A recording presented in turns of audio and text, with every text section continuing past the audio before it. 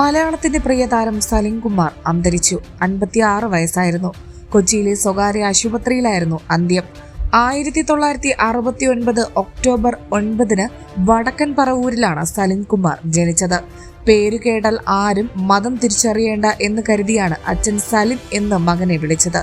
സ്കൂളിലെ ടീച്ചർ നിർബന്ധിച്ച് കുമാർ എന്നുകൂടി ചേർത്തു. സലിം ഇക്ക എന്ന് പലരും തന്നെ വിളിക്കാറുണ്ടെന്ന് ഒരിക്കൽ താരം തന്നെ തുറന്നു പറയുകയും ചെയ്തിട്ടുണ്ട്. ചിറ്റാറ്റുകരക്കാരനായ സലിംകുമാർ സിനിമാ നടനാകാൻ വേണ്ടിയാണ് മഹാരാജാസിലേക്ക് വണ്ടി കയറിയെത്തിയത്. കലോത്സവങ്ങളിലെ മിമിക്രി തനിക്ക് സിനിമയിലേക്ക് വഴി തുറക്കുമെന്ന് സലിംകുമാർ ഉറച്ചു വിശ്വസിച്ചു. കൊച്ചിൻ കലാഭവനിലും സാഗറിലുമെല്ലാം സജീവമായി മിമിക്രി അവതരിപ്പിച്ചു. ഉറ്റ സുഹൃത്തായ നാദർഷയാണ് സലിംകുമാറിനെ സിനിമയിലേക്ക് കൈപിടിച്ചു കയറ്റിയത്. ഇഷ്ടമാണ് നൂറുവട്ടമായിരുന്നു ആദ്യ ചിത്രം.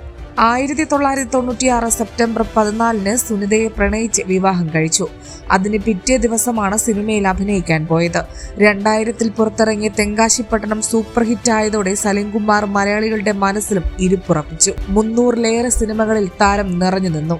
കമ്പാർട്ട്മെന്റ്, കറുത്ത ജൂതൻ, ദൈവമേ കൈതൊഴാം, കെ കുമാറാകണം എന്നീ സിനിമകളും സംവിധാനം ചെയ്തു.